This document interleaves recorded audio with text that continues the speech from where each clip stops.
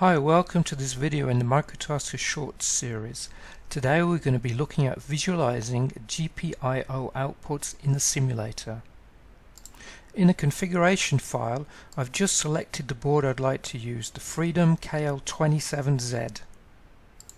And in the specific hardware configuration file, I've just located the area of this configuration which I'm going to be working on in a few seconds. After building, I let the project run. Here we see the basic simulation. We see various GPIOs configured as either peripheral functions or as inputs and outputs.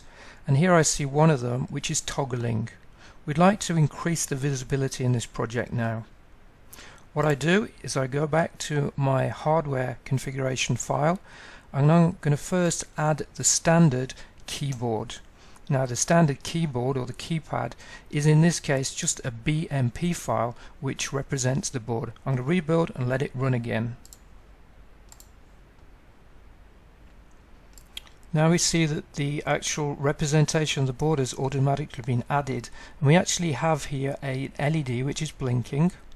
Now I'm going to explain very quickly how this actually works. Here we define that we have a multicolor LED made up of 3 positions. These are the 3 elements.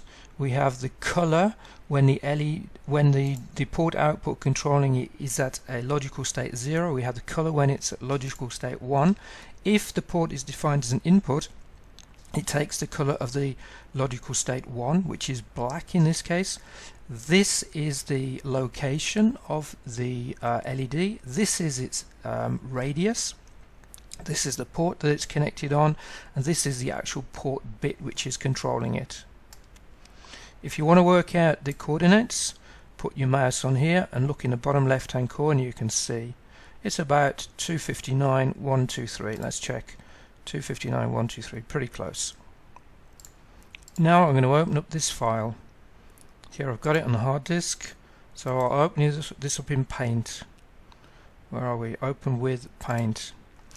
And the first thing I'm going to do is to make it slightly wider because I want to customize this. Obviously you can do all of this for whichever board you're working with, also with a custom board. Made a bit of space here, and what I want to like to do now is just to draw something, because in my project this output is a bit more important than just an LED. So let's say I'm going to draw quickly a relay or something. At the same time, I know that the port which is controlling this, let's say it's relay, is actually connected to this pin here. It is J213. I know that because I just looked at the circuit diagram. So let's save it. We're going to start the simulation again.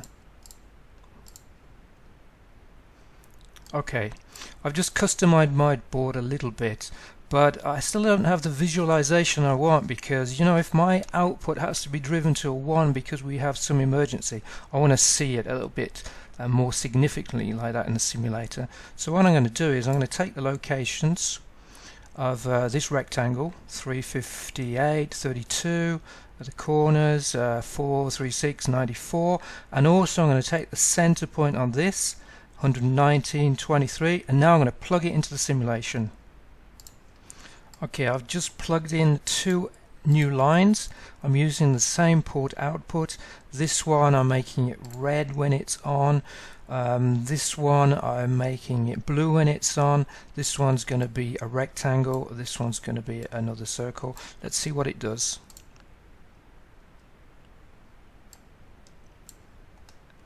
There we got vastly improved visibility, in my opinion. Now of course you can customize this to look as exciting as you want it to.